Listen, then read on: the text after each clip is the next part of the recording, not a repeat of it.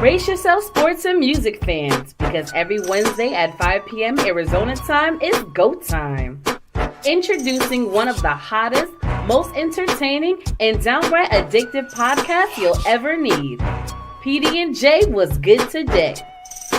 Hosted by none other than J-Dub the King and Pocket. These two dynamic personalities will keep you on the edge of your seat with their unique blend of humor, storytelling, and knowledge of sports and entertainment. And you know what makes it even better? They're live on YouTube and Facebook, so you can join the conversation and be a part of the action. We're always on the lookout for awesome guests to join us on the show. So if you think you've got what it takes to hang out with J-Dub the King and Pocket, then slide into our inbox at J-Dub the King. That's JDUBBTHAKING.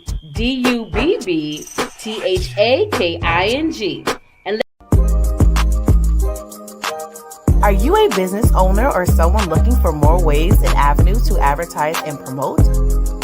Look no further. Contact us today for an advertisement.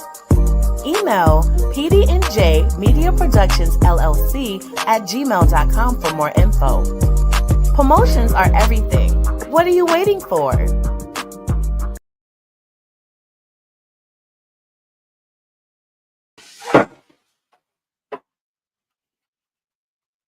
You didn't pay a commercial on live. Oh, what's up? What's up, folks? How you doing? I didn't know we were live. Hey, why didn't you tell me we were live? That's what I just said. I knew we were live, but I didn't know we were live. What up, folks? Welcome to a brand new week, brand new Wednesday. So you know what that means. Brand new episode of PD&J. What's good today? I'm your host, Jay. And I'm your host, Pocket. Folks, what is going on? What's going down? You know what they say? I don't know who went. I don't know. I ain't heard that in years. Yeah, I know, right? Anyway, what's good, folks? What's good? A lot to talk about, so let's just jump right into it. Give you a fair warning. It's going to be a lot of Trump talk today. So if you don't want to listen to it, you don't want to hear about it, please tune out. Other than that, let's jump right into it. So, a lot's been going on in the Trump era, and not even 10 days. He took office, 9 days ago? Well, okay. So let's first attack that so-called. He started the day before. He's sworn in on the day before the actual inauguration. He took the Mason oath. So, which is done in private. Oh, let me not talk about it. Yeah. Well, no, the whole thing is every president does this. Yeah. So it's not. So let's just make sure that when you say things, every president there's one done in private. I'll call it. It's done in private, and then one in the public. And the one in public is basically a show. It's a consummation, right? But the one done in private is the legal one, as they say. It's the one that sets in stone. Yeah, because they discuss secrets and the secret handshake, the red button. Yeah, there's a lot that happens. Notice they always have they say in public, the former president is meeting with the current president. As of this moment, Yeah. So he took office. I don't know if Biden remember where he hid the key, but sure. For sure. So the man took office, and a lot has transpired. I don't know if he got a hand crank yet or was pen around the ink. Well, here's the thing about it.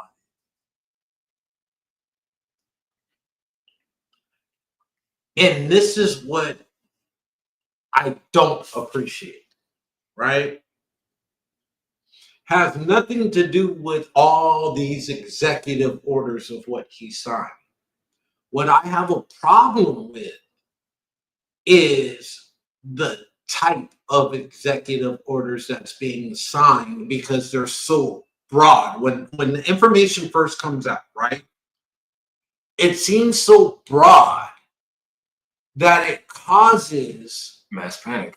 panic, chaos, and confusion.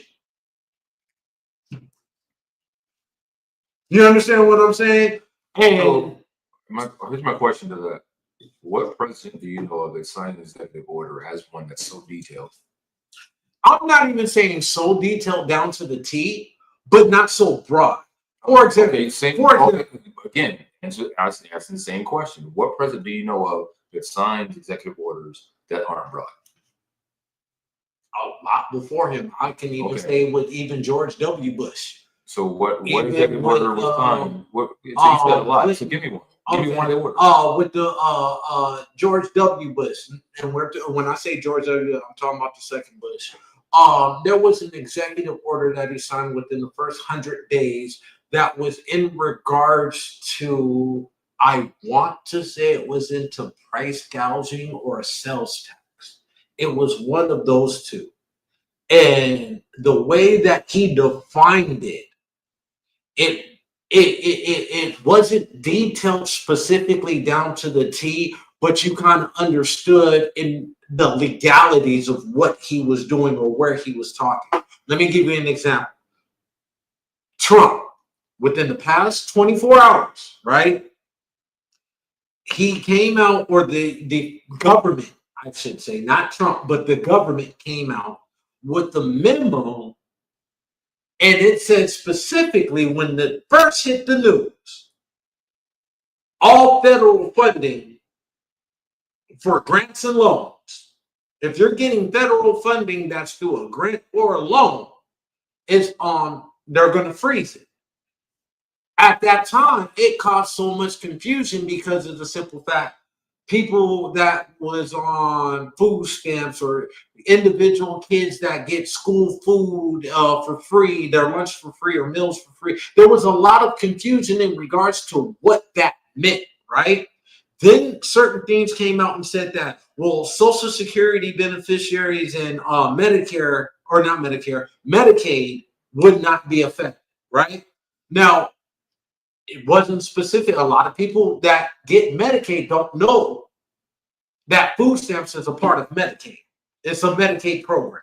So a lot of people thought, well, still so I got my health care, that's fine, but still my food, this, that, and that. A lot of people were in confusion about it. Caused a lot of states to want to file lawsuits, right?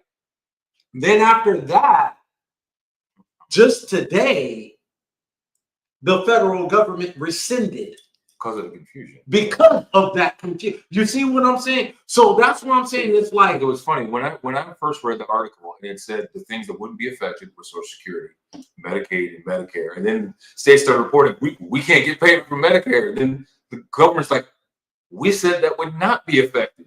Then they started seeing all this other stuff. I'm like, okay. But then the Medicaid website portal went down. Yeah. Even for providers, it went down. So then they're like, okay, let's figure this out. Yeah. And then the judge yesterday had issued a block, right? Yeah. And then today, the judge issued the block while they were already going to rescind it, but he did that just to temporarily get everything back going. Yeah. Back going. Yeah, exactly. This is an emergency. And that's the point that I'm trying to make. It's like with certain things of what this man is doing, I'm not saying that I'm not in favor of it, but let's be specific within the boundaries. Let me play devil's advocate for this. Okay. What if he did that executive order to shake up the Senate and House of Reps, saying y'all ain't getting no more goddamn free healthcare to shit get fixed? What if he did that? He owns the House and Senate. But the whole thing is they make. That's your point, because Mark Rubio, who's the Secretary of State, I believe, right? He turned around and did his own executive order where he was doing waivers for emergency federal funding to foreign aid, right? Yeah, so I see your point, because I was telling my wife, I said, look, even his own cabinet members is like, hey, what the fuck?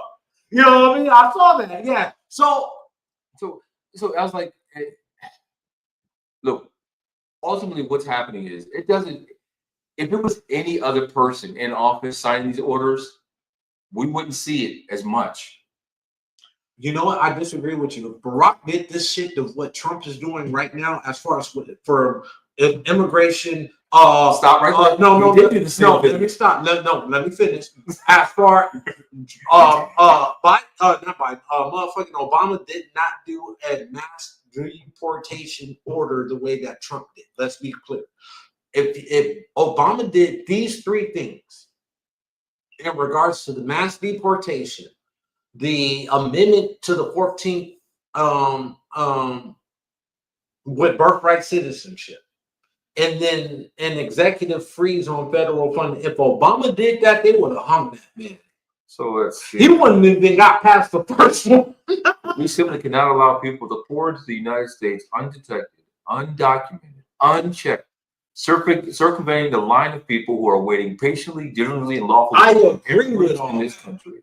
I agree with it, and I even agree with certain parts of the deportation of what he's doing. I do agree. Wait, that wasn't Trump. That was Obama. That's why I didn't say who it was. But I wanted to wait to see how. Here's the thing. Like I said, even the problem that I have with the mass deportation order that he's doing right now, a couple of things, right?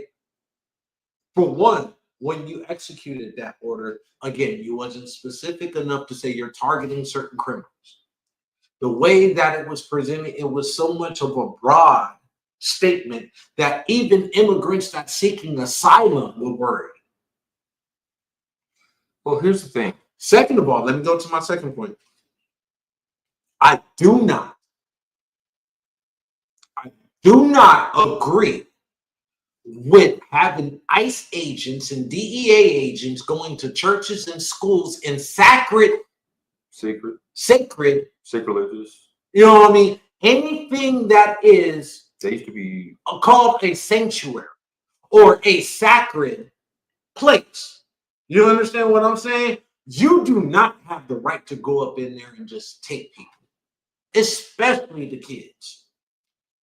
Especially the kids.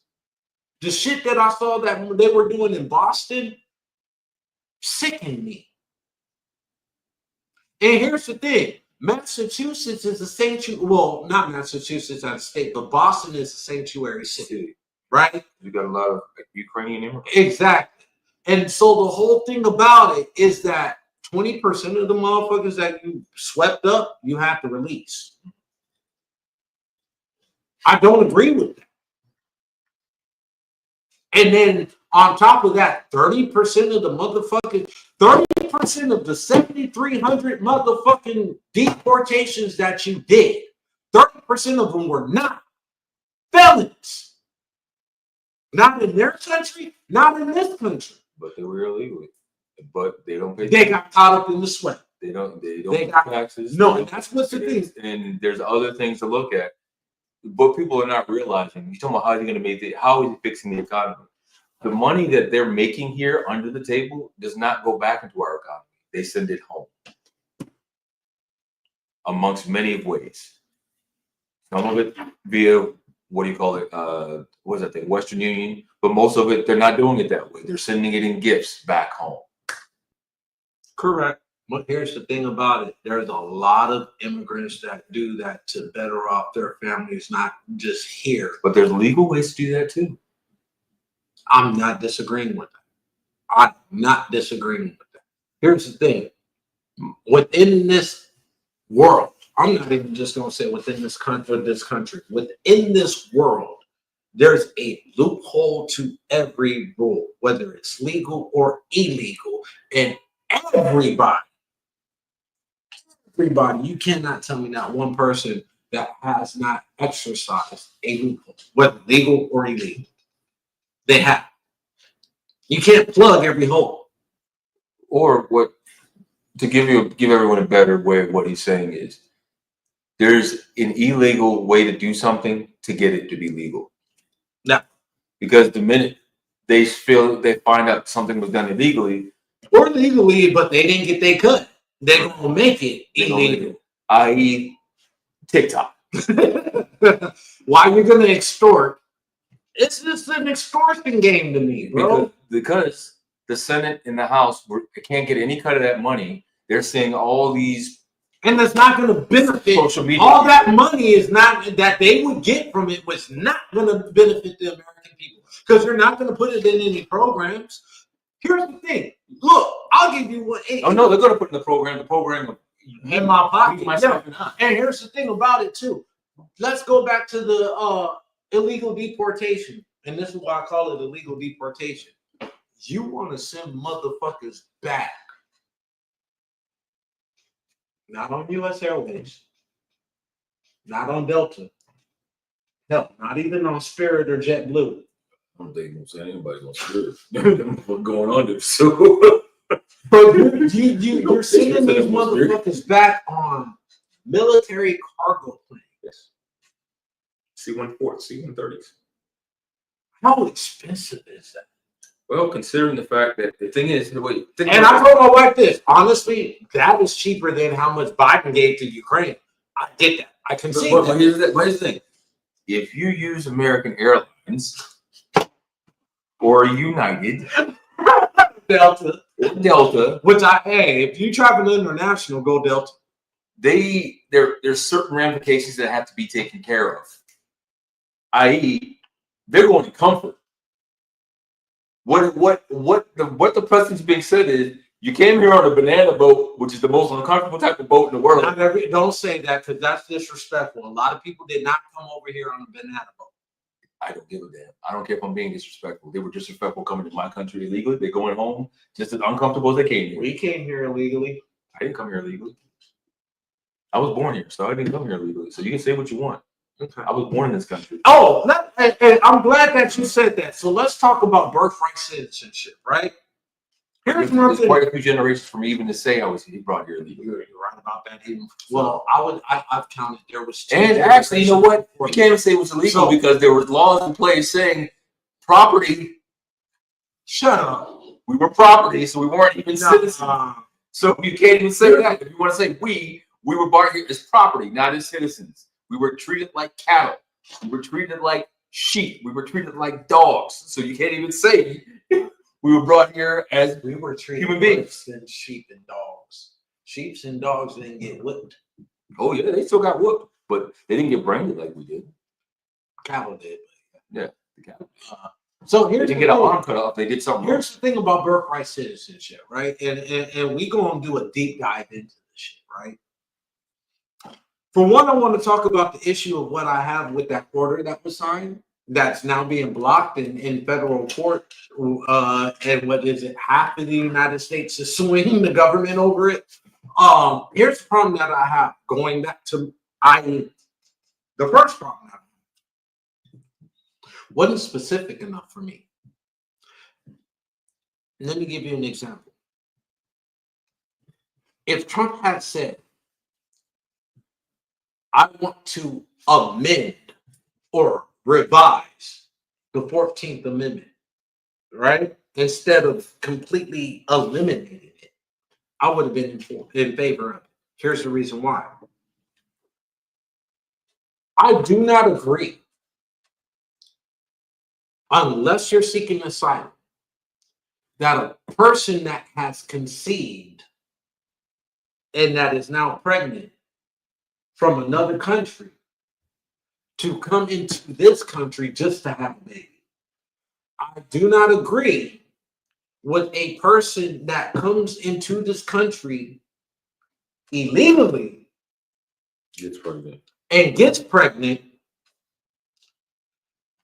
and has the baby in it. So when it comes like if you wanted to revise that 14th Amendment in regards to certain stipulations and guidelines, like I had just an example, okay, cool. You just said you want to get rid of birthright citizenship. That's not right. Here's playing devil's advocate again. What about saying this, saying along your same lines? Revising it. Mm-hmm. But it's a constitutional law, right?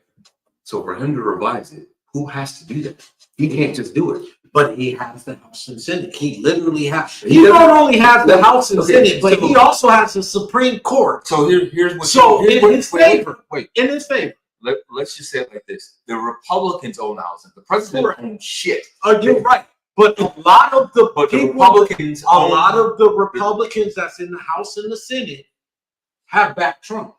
Right. Right. That's right. Some of them are starting to fall off. But that doesn't mean that he owns it. That means the Republicans have majority. And literally, and that's what I'm saying. Literally, and it's the House, actually the Senate, and the federal government. What's funny is in his favor. What's funny? The reason why I said Republican, because now I'm going to take what you just said, how he has it, because there are quite a few Democrats that are on his side too. Not as many Republicans. Of course, it's not as many Republicans. But the thing is, I'm not trying to put a number on anything. I'm just saying he has Democrats in his corner. He has Republicans in his corner. Not just as far as being Republican or Democrat, just because of who he is. Now, coming back to what you're saying, what did he do? What does he always do? He does always what they call the shock and awe. He's been known for that since he was in their first term. Shock and awe. Why do it to your own people? Now, what happened last time was the government was about to shut down the last time he was in office, right? And what did he do? So y'all want to shut down? You get no benefits. What if they said, wait, we weren't going to shut down. We was just going to, go on vacation and come back. Okay, still no benefits. So guess what? Their vacation was really short. They came back and came to an agreement what they agreed with. Now, what happens this time? It's shocking all once again. All of these that's why I said his pay run out of 8 But it's affecting everybody. It's shaking up the government. Like, you got federal employees that have to make a decision. They want to be federal employees. If they want to go back into the office or if they don't get paid out till September. And it's I see both sides of it. Like, in certain federal departments, you need more in-house employees. Right. Well, you need more oversight. And in-house employees. Like for example, Social Security office. Right? I'm gonna say security. I'm using that even where the most fraud is happening right now is IRS. It's not even fraud, and yes, it is. It's a lot of fraud happening at IRS. Well, here's look at your website. Look at everything. IRS, he's already dismantled the IRS. What I'm talking, and the IRS isn't even the federal employees. Those are private employees that's contracted by the government. So as far as that federal freeze, I can see that affecting. Yeah, I see that. Right. All right. But going back to the federal employees, right? Using Social Security Administration as a example. Before COVID, you didn't have to make an appointment. If you needed a replacement Social Security card or whatever, you walk in and do it. Just walk in and do it. Yep. Now you got to make an appointment and fill out an application online, submit an ID. You got to do everything online before you go into the office. Why? Because you don't have enough employees to mandate the work that you were doing before, i.e. you didn't want to pay. So Trump saying, hey, get your ass in office. Go back in office. Because a lot of that clerical work, and I understand it, a lot of the administration and clerical work, it's like, shit, why I gotta go to the office when I can do this shit at home? I get that. It was about that. But the dangerous part of doing that at home. People don't have the most secure places. Not only that, but you hire the wrong motherfucker and they're like, I'm at home. I'm gonna take their shit. Yeah, I get. Yeah, so and so get such and such Social Security. Well, I'm just skim a little bit. Yeah, I get all of it, right? But there is a flip side to the coin. After 5 years of working at home, getting them in the office is hard. Motherfuckers have surrounded their lives based off working at home. They got kids, they got a family. They you know what I mean? So getting them back into the office it's difficult. It's going, but is he creating more jobs by doing that? Oh yeah. You make a decision. Let me help you make a decision. So, and he's still going to pay you through September. So you got enough time to find or just make the arrangement where, okay, September, no matter what the government offices where you're at, the school goes back. Okay, well, I got time to get myself together, get you on a routine that I'm not going to be here. Because what's happening is those work from home jobs are starting to dwindle away. And I'm starting to see why, because they already classified Americans as being lazy. And me, if you give me the luxury to work from home, I'm more of a harder worker working at home than in office. And that's just me personally. Think about it. Companies, when your salary, you are working from home, right? Your salary. Mm-hmm. You clock in at 8. Oh, I can get this done right now. I can get this done right now. No breaks or anything. I can get this done right now. It's all of a sudden 6:30, 7 o'clock. Oh wow, man, I ain't gonna lie. So how much free work is the company getting out of you? I ain't gonna lie. I was never a salary employee, but when I did work from home, I was comfortable. Now everybody know I drink and I smoke. Now I don't drink during the morning. I do have a starting time. You know what I mean? But let's. I gotta start off. When the game kick off? When the NBA kick off? 4:30. If it's a tough day at the office, then maybe a little bit early. But if I'm at home, everybody know I'm smoking, right? So I make my cup of coffee, roll my blunt, I turn on the TV. You know what I mean? I get my work done while I'm smoking, while I'm comfortable, but I'm actually doing more production and putting out more production at home than what I would do in the office. So a nigga like me, you give me an opportunity to work from home, it's the best strategy for me, period. But the problem is you're just working through everything. No, I'm not even me. I'm talking about for a lot of, even with my wife as a supervisor, right? She has to supervise people. Everything that she does is remote, so everybody works from home. And she's dealing with people across the nation that's on her team that she supervises, right? How the fuck do you work from home and have call avoidance?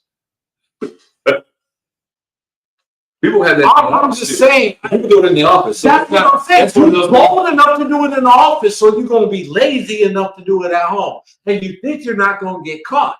Which is the asinine thing. That's just. So now, what's the word nowadays? That's a diabolical thing right there. And the thing about it is, nowadays, you avoid your job. You don't get paid for the hours that you supposedly work. You feel me? So now you done lost your job and you ain't got no check. Downtown to get benefits.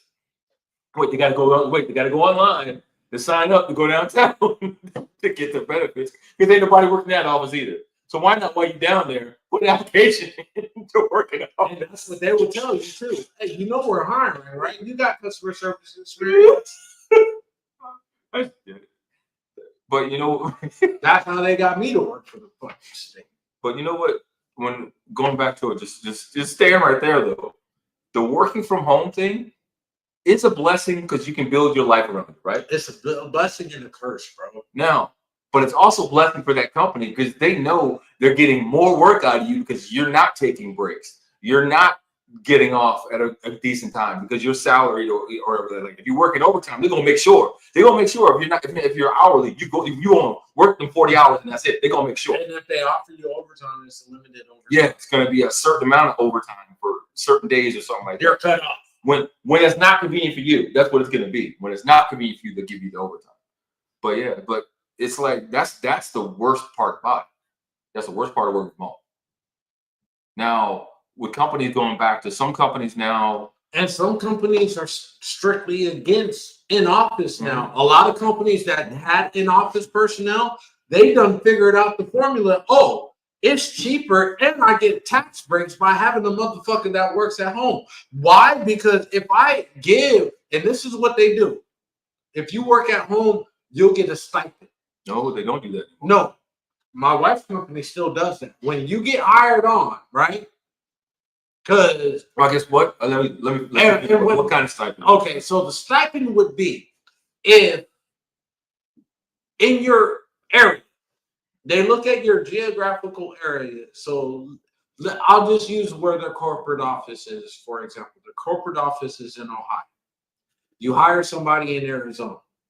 Arizona's minimum wage is $16 or $14.35 an hour, right? Their starting rate is $15.50 an hour. I'm going to pay you $17.35. Why? Because that extra is going to help pay for your internet. It's the stipend. You see what I'm saying? So instead of me having to pay based for off their correct, based off their man, correct, what the average internet is. Correct. Here. So instead of me having to pay for my internet to have you come in the office, no, and I've got to pay. What I'm trying to understand is though, you say the basic internet, but is that the basic internet based off here or based off Ohio? Based off average, a universal United States average of what the cost of internet is. Right? So it's probably just the basic dial-up. Correct. So it's like, okay, no, they wouldn't go with the bottom tier. They would go with more of the middle tier. Some companies would probate it to the higher tier, depending on the software that they use, because a company knows what, you need a high speed for this. You get what I'm saying? So certain companies do factor that in to work at home positions. You see what I'm saying? And that's a tax break for them. Well, I can guarantee I know of at least 2-3 companies right now that are pretty big. They don't do stipends. No, and you work from home? You work from home. 80% of your time you're working from home. There's no, then the salary must be good. You would think it's good, but the thing is, when you look at it, it goes back to how many hours the person puts in a day. But here's the thing: when I say salary, it could mean hourly too, because there's certain motherfuckers that do customer service phone work, working from home, making $25, $28 an hour. You understand what I'm saying? But now the thing is, are they literally doing just their 40? Yeah, that's it. Yeah. Or are they doing now? Here's when I say they're doing their 40. That means they are taking their actual breaks, not doing any work on those breaks. Correct. There's reasons why I point that out, because what happened, these companies have gotten to the point of where they turn blind eye. They just turn blind eye. And actually, my wife's company got a class action lawsuit because of that. You know what I mean? You got me working off the clock. I got to do this. I got to meet a quota. I got a deadline. I got to turn this in. Oh, I'm working from home, but I still got to do this. They give you all of this work, knowing you're not going to get done. I'm doing shit that's not within my job description of my title, and I'm not getting paid for the shit that a manager or OSL or a trainer or whoever should be doing. What I was getting to was they give you work that they know is going to take more than 40 hours to do. Correct. They know it's that's within your job realm. Yeah, in your job realm. They give you, and they know you can't get it done in only 40 hours.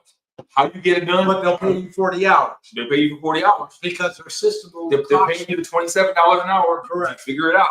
Correct. There are some companies that do that, right? But for a federal government employee, let's go back to that. I feel bad. I don't know if I feel bad.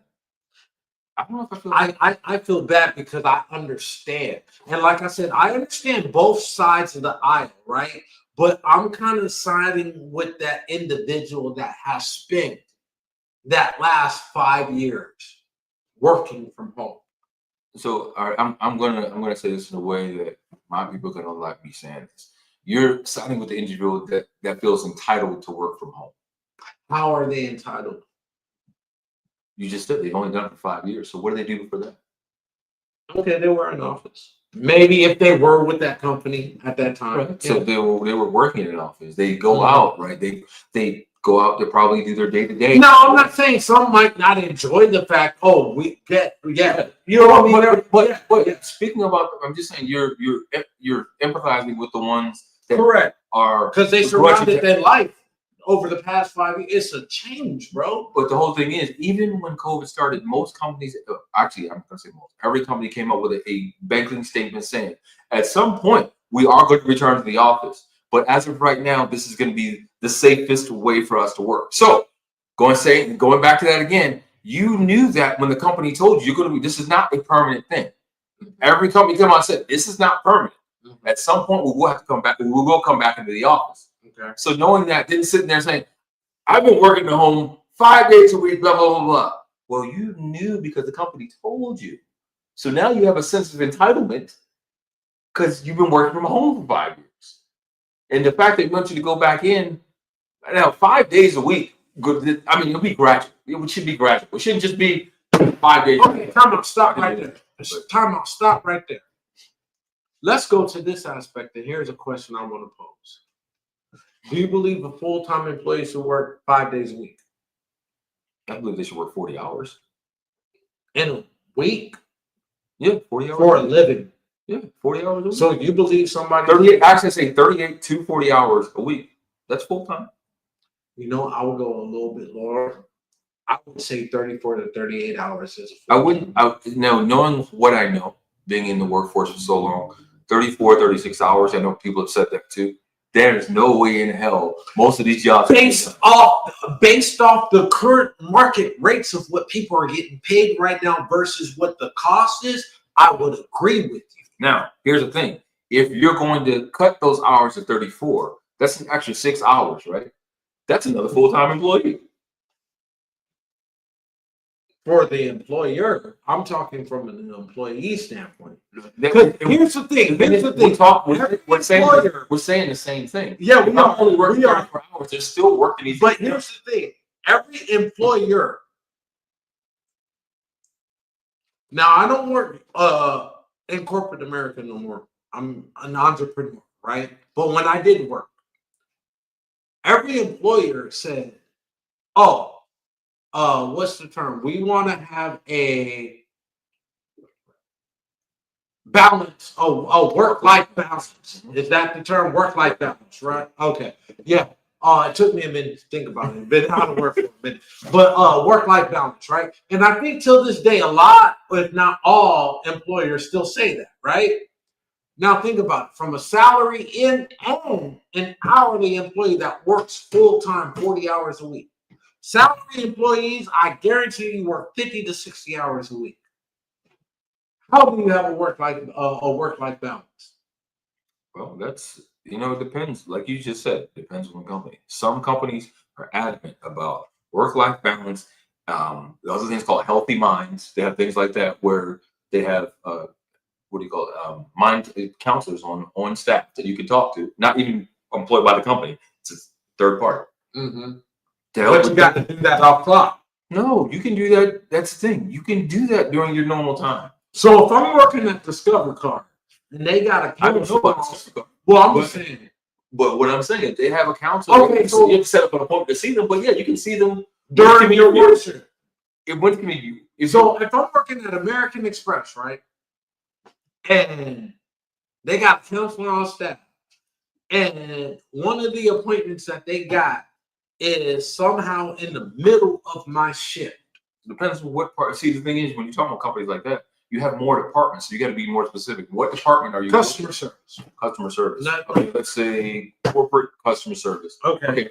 You let your boss know, like, hey, I have an appointment to go see the counselor at this time. Time off, or you paid off? It's paid time off because you get paid time. It's basically you put it on your schedule. Oh, I didn't know that now.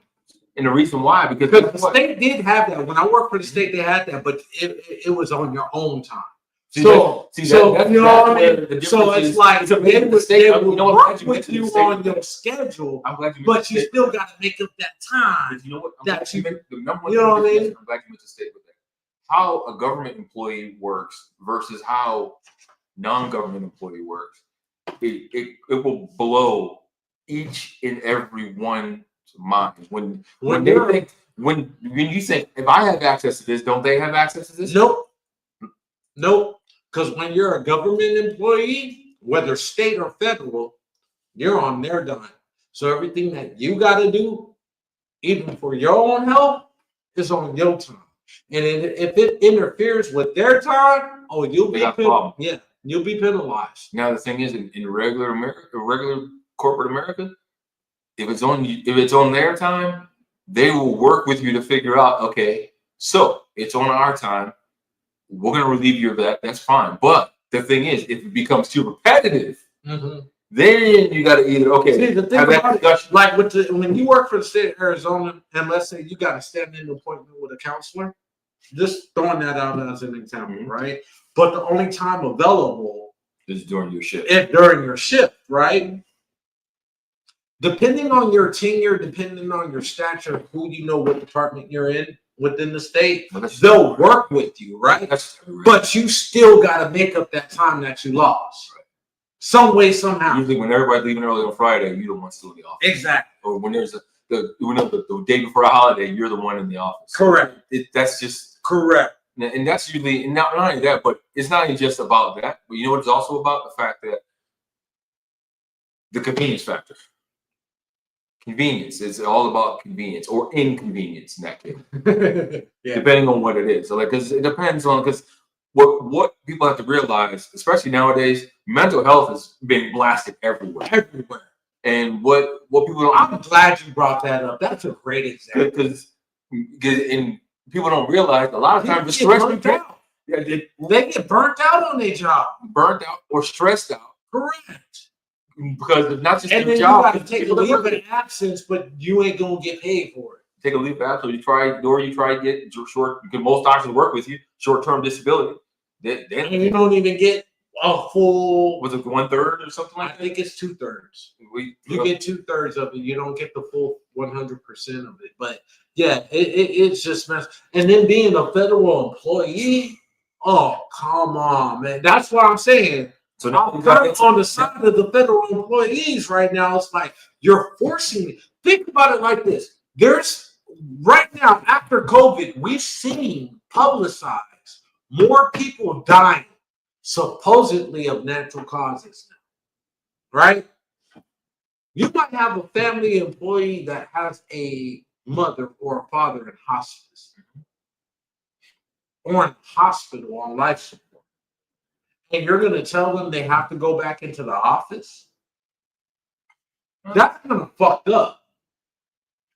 I wouldn't say that's extreme, but I mean, I'm just saying. I go from the little to the extreme. But here's the thing. There's people that work at McDonald's have to go through the same damn thing. Oh, McDonald's don't give a fuck. So hire you and hire somebody in 20 minutes. So you got people that work at, like you said, Discover, American Express, United. But those companies, I know for a fact, Discover will work with you. But the whole thing is not necessarily. Well, actually, no. I'm glad you mentioned that. But again, remember you said about tenure and who you know. All that plays a factor. Exactly, that plays a factor too. They may give you a couple days for leeway, but that doesn't mean they're necessarily going to work completely with you. They're like, okay, now this schedule, you have the schedule. This is the schedule you agreed to. Well, I ain't gonna lie to you. I'm just using my wife as an example, right? Her tenure, who she knows, what she knows, right? Like this woman knows 3 different departments, but only being paid for one. That's part of the reason what I said earlier, right? Who she knows with the situation that she's dealing with right now. I guarantee you, if they did a recall, said everybody got to come back into the office. Now, keep in mind, they shut down the office here. So there is no office here. But if they have to reestablish office here, and they said everybody got, she wouldn't. She would not. So you're right about that. That kind of goes into that entitlement period of what you were talking about, right? But I would say to the entitlement aspect, if I worked for it, I earned it. What did you work for? If I've been with this company for an experience of talking in regards to my wife, hold on. So wait, I'm gonna answer that question. In regards to my wife, me working for the company as long as what I did, me doing for the company what I did, and not asking for more, not demanding more. I took it on the chin. I did this. I did that. I did this. I did that. I up-trained. I did this. I've even trained motherfuckers to be in positions above me, right? Yeah. Did all that. I earned my motherfucking stripes. From my manager to the head, you know what I'm dealing with right now. You're really about to make me go back into the office for shit that I could do at home. And knowing her people at that company, they would keep her at home. Now, but that goes into what you were saying about types of companies versus, private versus federal, and you know what I mean. There's levels to the shit, right? But for you to sit back as a federal employee, I get you knew there was. I'm not just saying federal. That's just every company made that as a statement. Yeah. So that means to me that means But at also one time. Well, yeah, even government. Government. Yeah. But same with the government, you knew that was going to happen. Yeah. You just didn't know when. Now, my thing about it, like I was saying, was it should have just been gradual, not just going from 0 to 100. Correct. Now, and that's what confusion. That's what should happen. That's probably what is going on. Exactly. Because I get what he's saying. Shit's not getting done. Everybody get in the office. Okay, wait. Here's how we're going to do it. We're going to do a gradual thing. So for the first 6 months, one day a week. And Trump should have an advisor to advise that, which he does. This man's going off the Richter. Whatever he thinks, he does. He's like, what's the name of that cartoon? Was it Bugs Bunny or something? Looney Tunes. No, I'm talking about being crazy. I'm talking about where he was like, oh, that's a good idea. Let me write that down. But he didn't write it down, though. Well, he signed it. I mean, he signed it. That's what I'm saying. That's what I'm saying. Somebody's like, we did, or like the other cartoons where they sit there like, hey, we just need you to sign this. Okay. Oh, okay. Wait, what's this about? Nuclear? Whatever. Yeah, exactly. Now, let me ask you. I like this one. Now, let me ask you. Do you agree with what he's doing? Do I agree with what he's doing? Are you in favor? Okay, here's a better question. That's a broad statement. Yeah, so let me ask you a better question. Do you agree on how he's going about doing things? Well, I'm going to be honest with you. I haven't looked at anything he's done except for the immigration. And I should take that back. I looked at immigration. It was one other thing because my wife brought it to my attention that she wanted me to look at. And it was two things. Now, with the federal thing, I was like, well, it's about time they went in the office. Not knowing that it was 5 right off the bat. Yeah. I thought just like with the company I work for, we did it gradually. You're proving my point exactly. So I was like, would you not rather him be more detailed or more specific in his orders? Well, the thing is, who drew up the orders if he signed them? See, that's why it goes back to that. That's why I said I was like, but the order how Trump talks. So he talks and he's broad. You know what I mean? They're never specific. But the whole thing is, when you put him into a corner, then he gives you more. If you ask him a question about, so what you do today? So you agree with me that he doesn't have the right people around him to do the necessary thing. We don't know where these orders came from. So sit there and say like there's nobody around doing anything right. We can't even say that because we don't know who's the one doing the orders. So does he have the right now? Now the press secretary is confused. If we want to go back, but that's not the first time we've seen a president. No, but I'm just saying. I'm saying that woman looked like just every other. She looked like a deer caught in the head, because again, no coaching being done, and no detail in regards to the president wanted this, and this. His prior, and I will give credit to this. His prior press secretary, the one that he had in his first term, she fired back. She was. Well, the thing is, this one right here. You didn't remember this is our first job like this at all. What exactly? It shows. What exactly? Now the previous one, what did she do? She sit there, the stuff comes across the desk. She took her notes properly and just read it. And then exactly like, and that's to get questions. The president didn't mean that. Well, what did he mean? I gotta get back to you with more detail. What? We'll talk about this at the later press. What? I was like, okay. But at the same time, every press secretary does get advised. Who the hell is advising her? Well, here's the thing. You have to admit that this start of this term is not as strong as his first term, as far as the coagulation of everything when his first term happened. I ain't gonna lie, his first 100 days kind of messed well. It blended well. Right, Better than this. Way better than this. Well, the whole thing is with this one, and I commend him for this, he has not said anything about the last presidential cabinet, the last president. I commend him for that. Usually in the first 2-3 weeks, 100 days, you will get a president talking about the last regime. Every time. This is the first time in a long time we haven't seen that happen. But what we have seen happen is chaos, confusion, and mass panic. And then even within his own cabinet, they don't even know what's going on. And that's the problem with this term. The problem with this term is the confusion is the cabinet is pointing fingers at each other and arguing with each other, which is hilarious to me. This is why we need a reality show in the White House. And this is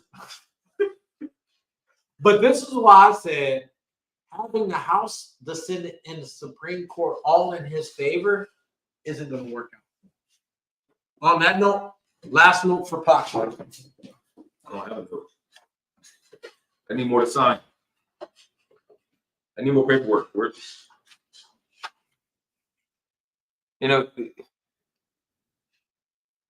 it goes back to if this was any other president, how would the people react? If it was anybody else with the same situation, how would the people react? Just like when I read the statement earlier, he thought it was Trump's. No, it was Obama's statement from a speech he made.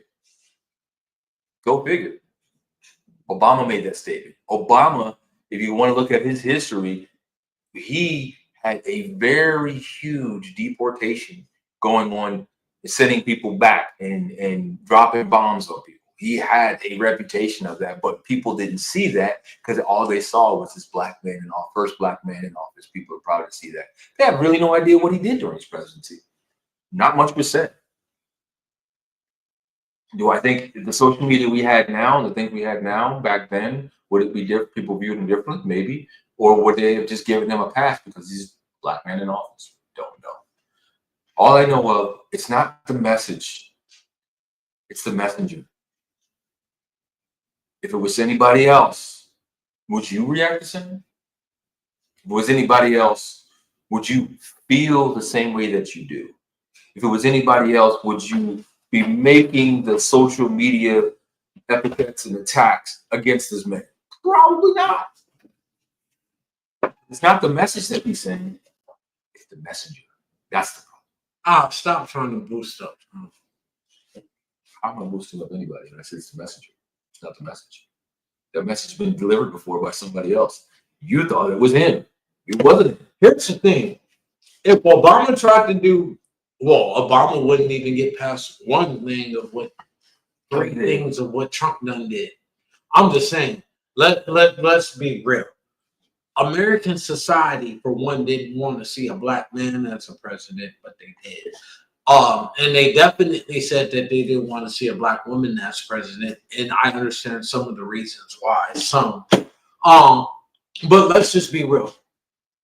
If Biden or Obama, well, you can't don't bring Biden in because he screwed up. Well, okay, give away too much money. Yeah, you're absolutely right. You're absolutely right about that. But if Obama tried to do what Trump is doing with birthright citizenship, or even immigration, or even you can't mention immigration because he did do the same thing with immigration. Not a mass deportation the way that Trump did. Look up who had the track record of the most people being deported.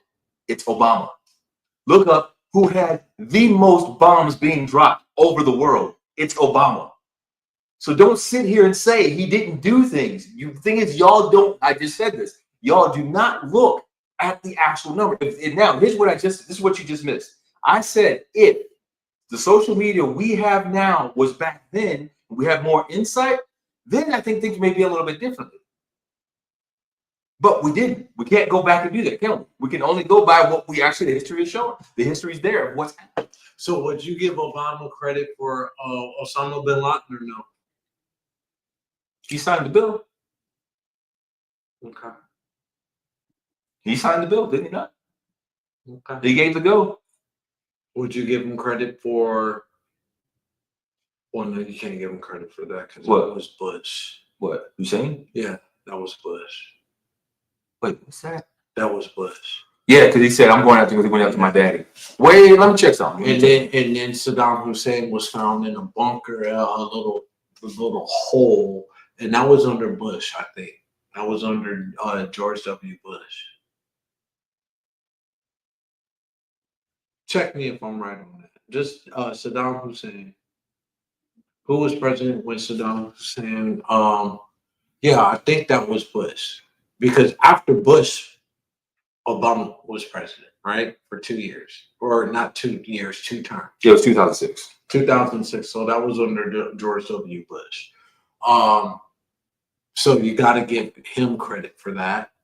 The healthcare reform. Is it reformed? I mean, shit. Yeah, it is reformed. It got terrible. It's terrible. I mean, where do you start? Like, God, I don't even know what president I can make responsible for it because it's all. Wait. What president make responsible? Even before Obama, it was fucked up, bro. Well, it was so fucked up that I didn't have to make a copay every time I went to the doctor. Fuck out of here. I did. Here's the thing about it. When Clinton was in office, and let me preface it that when I say this. When Clinton came into office, I was in my younger adult stages. I was in the military, so what was going on? So you were covered. But when Clinton, that was wrong. I shouldn't even did that anyway. You can say what you want. Clinton was on I was in the military, so what you want? Fuck you, goddamn it. When Clinton was in office, I didn't have copays either. But when Clinton came in office, a nigga had copays. I had to start paying, even though it was $2 for generic, right? I still had to pay for prescriptions and shit like that. I had certain shit that I had to pay for when Bush was in office. When Clinton was in office, I didn't have to do that. When Obama was in office, I still had copays and the shit went up a little bit. So I'm not saying that it got better. And right now it still ain't better. Exactly. Is it not going to get better? So it's like, fuck, when you talk about the healthcare, it's like shit. And here's why I mentioned healthcare. Do you remember when the bill was passed that if you didn't have healthcare, you were going to get penalized on your taxes? Yeah, I remember that. That was under Obama. That was his way of stabilizing the economy. And it backfired on him. It did. And the reason why it really did backfire on him, it goes back to what I was saying before earlier. He wasn't specific in his guidelines. You know what? That's why I just mentioned that. That's why I was going down that road. That's why I mentioned that. I was like, if he specified his guidelines a little bit better, so it wouldn't have been so backwards the way that it is.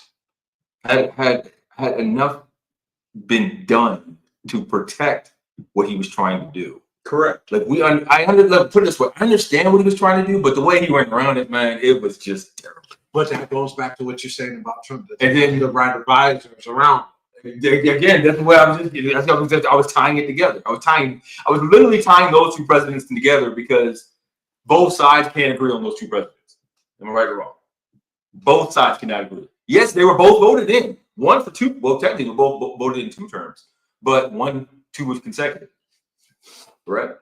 So, looking at what it is, they couldn't agree then. They can't agree now. Can't agree now. What's gonna happen? So, what we got to do is just grab the popcorn, buckle up your seatbelt, and sit back for a ride. And that being said goes into the title of what this show was about, and we're going to end it on that note.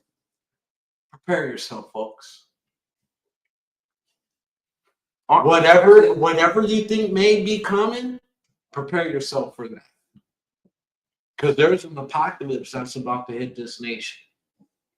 It's overdue. It is overdue. And there might be a civil revolution that hits this nation beyond any historical events that we have documented. Because, or undocumented. On that note,